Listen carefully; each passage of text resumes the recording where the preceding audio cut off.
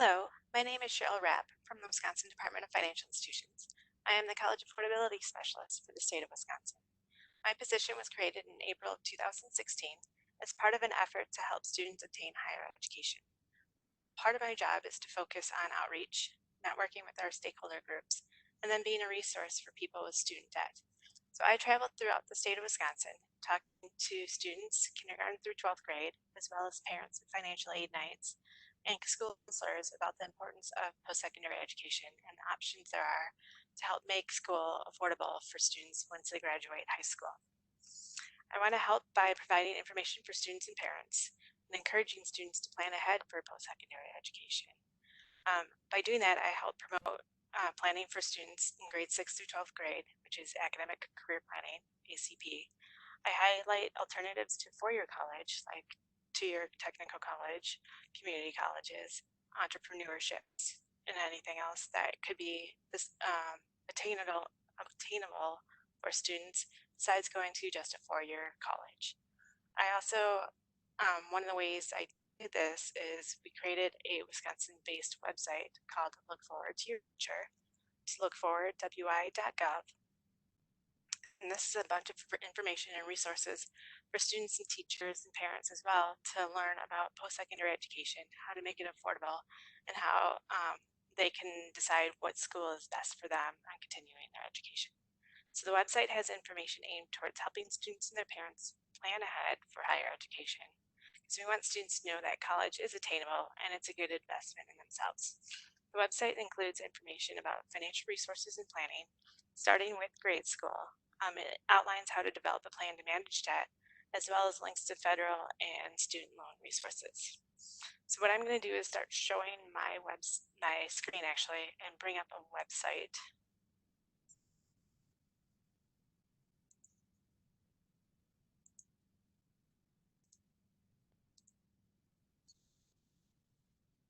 So this is our website, Look Forward to Your Future, and it's lookforward.wi.gov. And on here, you can tell we have it broken up into a student section, a parent section, an educator section, and then we have information about responsible borrowing, resources, and then the new governor's student debt task force. So in each section, we have it actually broken into elementary school, middle school, high school, college, post-college. And I'm going to kind of go through the website slowly so you can kind of see the information and resources that we actually have out there. So on our homepage, we also have information about a new hotline for those that actually have student debt right now. And part of this was created because of COVID that's going on. So if you have any questions about your student debt and don't know where to go or how to look for, or the importance of the CARES Act for that, you can call this 800 number and ask whatever questions you have related to student debt that you already have. This page also has information about looking out for scams that are out there about student loan debt reliefs. And then it's just your general student information, parent section page, and then your educator page and resources page. So what I'm actually going to do is go through each page so that you can kind of see what we have going on. So student section is broken into elementary, middle, high school, college, and post-college. And I click on the student page, this is what you'll see. High level of everything. There's hot links so you can jump to whatever section you actually want to go to. If it's elementary, middle, high school, college, or post-college. I'm just going to scroll down the page though so that you can see everything. Under the elementary school page, we have information so that parents can talk to their child about thinking about what do I want to be when I grow up and the value of $1 and everything on that end. So getting ready for post-secondary education. You can look at kind of career games and fun little games that parents can play with their child. And this is elementary age school. Middle school, we have information more on personality quizzes, and that's where we get more into the academic career planning. So you'll probably hear about Zillow from your students, which you can actually access and look into as well. And these are kind of personality quizzes on what do I want to be when I grow up, and career searches and things like that. We also then have the high school section where you can do your career exploration, Inspire Wisconsin links to student in high school with professionals who can give advice on careers or kind of give them internships and kind of do a job shadow for a day through video. It's all been vetted and it's all clear. So everyone that's on the Inspire Wisconsin, we know have had background checks, and the teachers know that the students are communicating with them about their profession. So if they want to see a day in the life of an accountant, the information's on there as well. And we also have links to the youth apprenticeships for high schoolers, along with a ton of information on the importance of filling out the FAFSA, looking for scholarships, and the differences between a private loan and federal loans as well. We also have links, and I'll show you on our resource page, to UW system schools, private schools, technical colleges as well, so students can do the comparisons. And then under the college side, we also have the links to scholarships and information on that as well. FastWeb, the importance of going to post-secondary education. And then we also have post-college information where you have your student debt, what you can do about validating your loan, forgiveness programs, kind of general information on that. So I'm going to jump back up to the top here. So that's kind of a high level of what's on our students page. Under our parents page, it's a lot of information about savings for college. So if you don't know or don't have an EdVest 529 account, we have information about opening up an EdVest account and how important it is to actually have an EdVest account, and how it can be helpful for paying for college post-secondary education in the long run. We have got information on the best time to start planning and how to talk to your students about planning for post-secondary education. And we've got information about why filling out the FAFSA is important, and links to filling out the FAFSA. On this parent page, we also have your links to your technical college, your private college, and your UW system schools. So you can do some comparisons on those ends as well. Once we get to the resource page, you can do more about cost benefits comparisons to schools in state versus out of state as well. We've got information about Wisconsin loan providers, and then how important it is to actually look for scholarships and grants. So, like I said, we're just a resource, and everything we have on our website is all vetted. There's no sales or any of that. I'm a state agency. So the information we have on here is a lot of links to the U.S. Department of Education site, or the Federal Student Aid website as well. So if you have any questions, feel free to email us on the Contact Us on this page on the website. You can see the Contact Us.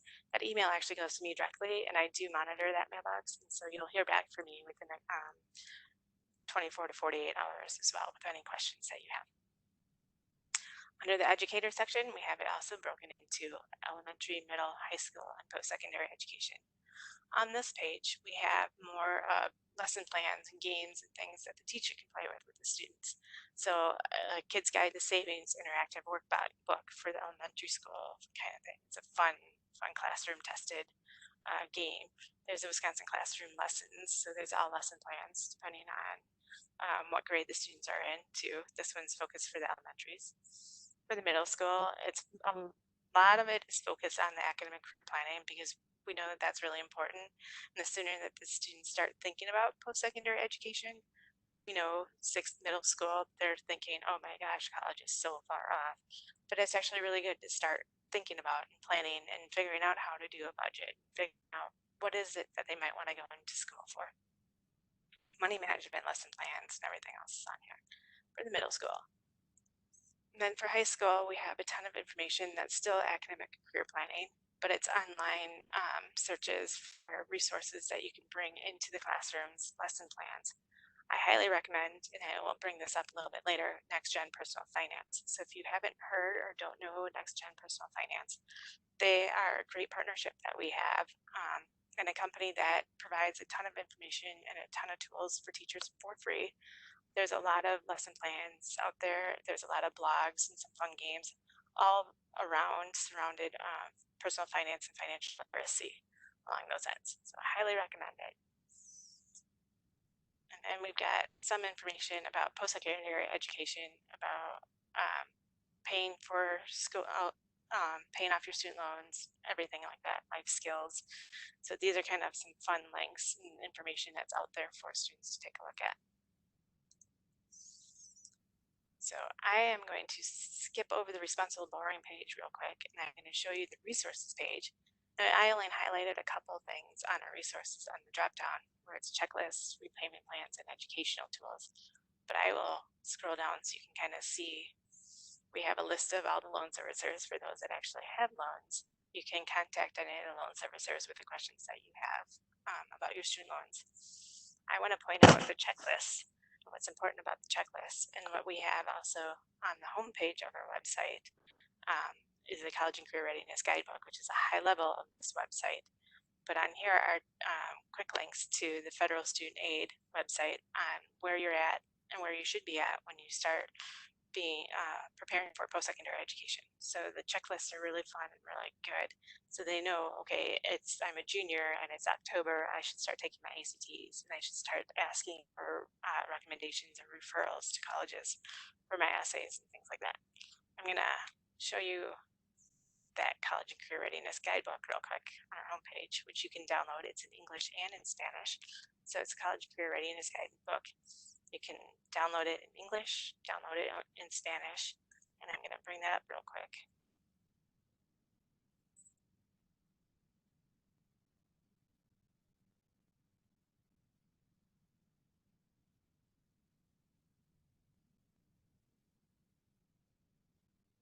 So you can kind of see what the guidebook is. Now I'm going to take you to page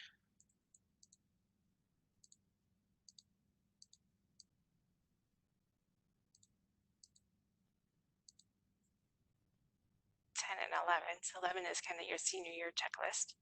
So in the fall, this is when you start your college essay. In October, you submit your FAFSA, because October 1st is when FAFSA goes live. If you're a junior, you're going to want to start in October taking your PSATs, consider how you start paying for colleges in November. So it's kind of a really good and interesting website or guidebook that you should kind of take a look at and download when you have the time. So we're going to go back to our checklists on our resource page. So I highly recommend checking out the checklists, and it's for all grade levels, kind of being prepared for post-secondary education and what options you have out there. We've got some information, so if you're a senior and you to college, kind of how to determine what your acceptance letter is from your school and kind of what to see how much school's going to cost you when it compares the scholarships that you get plus grants and anything else, and then taking out your federal loans and what the gap is that you're going to need to fill. This is information about knowing the loans if you take out your federal loans and where to go for information, plus loan repayment calculators. How important it is not to miss your very first payment. Once you graduate college, you get a 6 months grace period, and then information about repayment plans. But I want to show you our educational tools section, which is extremely useful. It has a ton of information. So here's your link to your filling out your FAFSA, which I do have a lot of these links in different spots. It's under the student section, it's under the parent section as well. So you don't always have to come to the resource page because you might not be on it. You might be looking for it on a different page. We've got then your information about career cruising, which is now known as Zillow, and then Inspire Wisconsin, which I had mentioned earlier, of connecting to businesses in your area, then kind of creating job shadows and understanding a day in the life of maybe an ER nurse or an accountant or something like that. One website that I really want to point out and bring up to you guys, though, is from the U.S. Department of Education. So it's the College Scorecard. I'm actually going to bring that site up right now. What I like about this page is you can do custom search and you can compare a ton of different schools in the state of Wisconsin or out of the state of Wisconsin. Kind of see what the costs are all for. So I'm going to bring up real quick just Wisconsin schools. And then I'm going to say I'm looking for, let's see, biochemical engineer. Well, let's do something else. Business managerial economics, and you're looking for a bachelor's degree. And then I'm going to ignore all this stuff right now, and I'm just going to click Find Schools. And here is all your list of Wisconsin schools that have that degree as a bachelor's degree only. And what you can do then is I can compare schools. So I can do a plus for Marquette versus Beloit College. And then I can add the plus sign here, and it will show me, did a search earlier, Marquette and Beloit schools, and I can compare my schools. So Marquette University is $29,693 versus Beloit College, $14,877 for this degree that I'm looking for. Graduation rate at both schools for this specific major is close to the same, 79 or 78%. Salary after completing, it's higher for Marquette versus Beloit. You can get a ton of information. So how many are full-time enrolled? You can look at the diversity at the schools, the ethnicity at the schools, and what the differences are between them. You can change them, so it's how many are Hispanic, 13, 11%. How many happen to be Black, 4%, 7%, Beloit school. Then you can look at the costs, and the average annual costs, which was the very first slide as well, was $29,000 versus just under $15,000. But you can also change it by family income. So if it's 0 to 30%, how much grant money or federal money do the students get from the colleges? So this is kind of also financial aid information. So there's 55% in Beloit College receives federal loans versus Marquette 49%. So it's a ton of information that you can find and compare. So I really do recommend this site.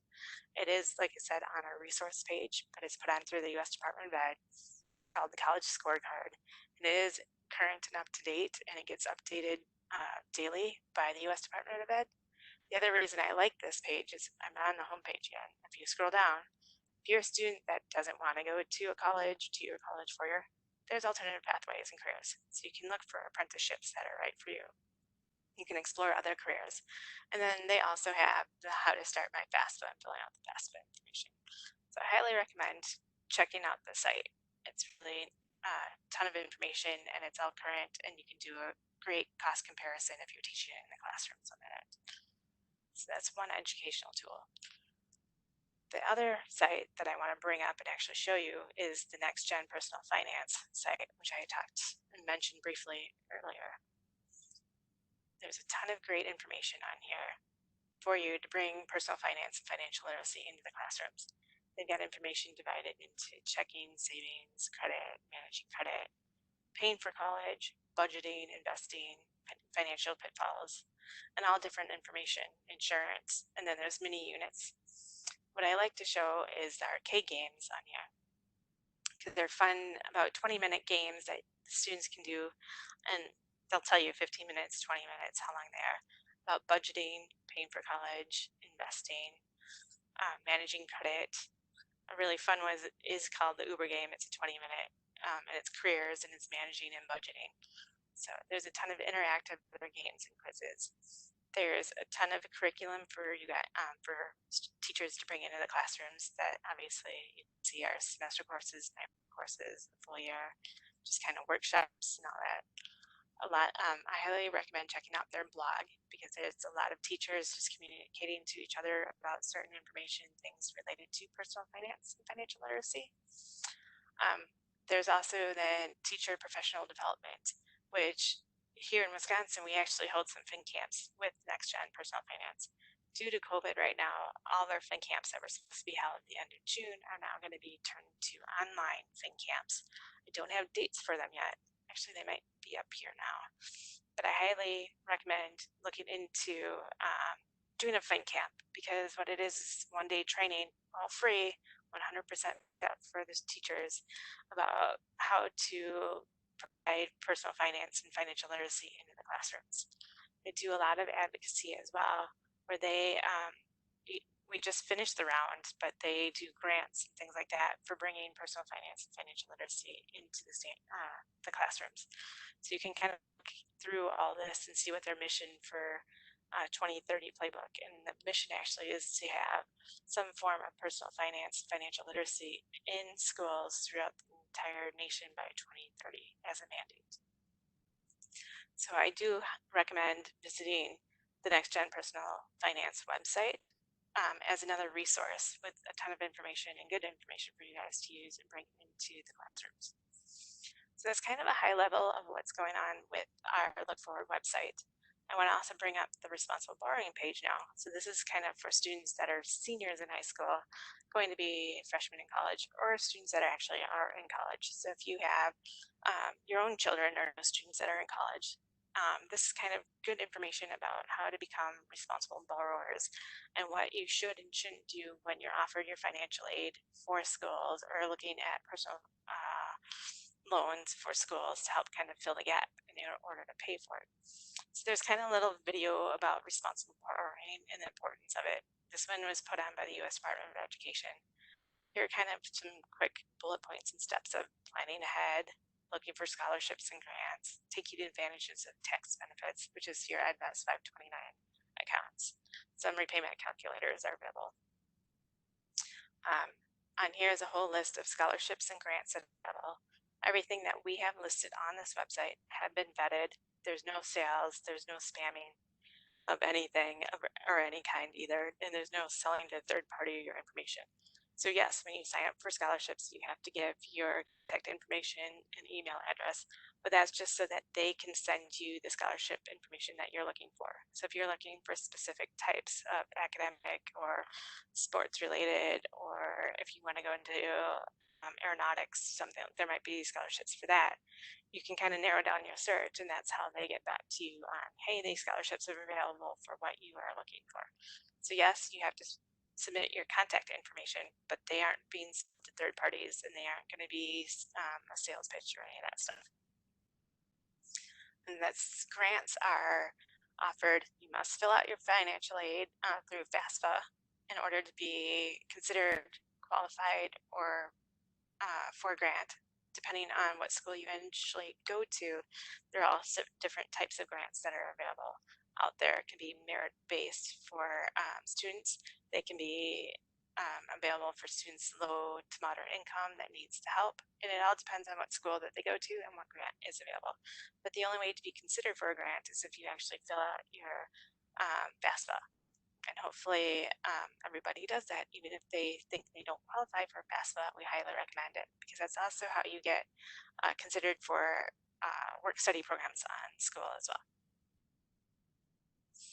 So on the responsible borrowing page, we also have the different types of student loans that are out there. Understanding the different types of loans, kind of private versus the federal loans, the pros and cons between them as well, and then some student loan refinancing information. And then deciding how much to borrow. When I talk to students, I always tell them, yep, you're given a lot of money that you can take as a federal student loan, which is you borrowing money, but don't always take the full amount because you don't really necessarily need the full amount of loan. And kind of go into then the compound interest. So if you take the full amount of the loan that's being offered to you, and you take the full amount of loan that's being offered to you the second year and the third year, that adds up to be a lot of money that you end up owing. And that's how we end up with the $30,000 to $40,000 worth of student debt by the time you graduate. So what I try and recommend to students is when they're offered their federal loans, take out only what's needed. If you only need $5,000 or $10,000, take the $5,000 or $10,000 because next year you can still get that same amount of loan and help you continue on paying for your schooling. So it's always evaluate your financial aid offers carefully. So it's kind of just information on here on the importance of borrowing for school and being responsible, and then kind of how interest and private loans work, and general information, late fees, deferments.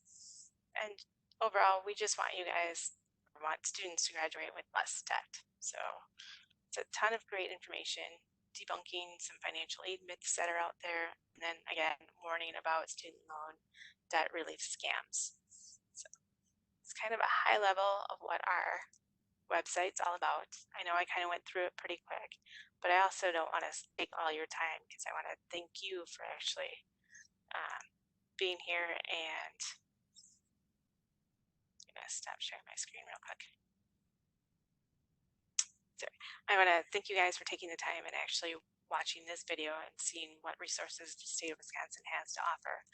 I also want to talk to you when I talk to students, I go through the website and show them what's up there and offer what resources are available. But the main questions are always, how do I pay for college? How much is it going to cost me? Why do I need to go to school? Is college actually worth it? And then how do student loans actually work? So I kind of go into more detail about all that information as well. So I just want to let you know when we can get back to traveling and being in person. I do travel the state of Wisconsin. I talk for free, no cost to you guys, which is great. Or I'm just a resource if you want to ask me for information or just send out resources about the importance of post-secondary education. So I want to thank you guys again for taking your time to sit and listen to the webinar and see what the state has to offer about college affordability and the importance of post-secondary education. Because overall, we just want our students to succeed, and we want them to know that they can invest in themselves and invest in their future. So thank you guys. Appreciate it.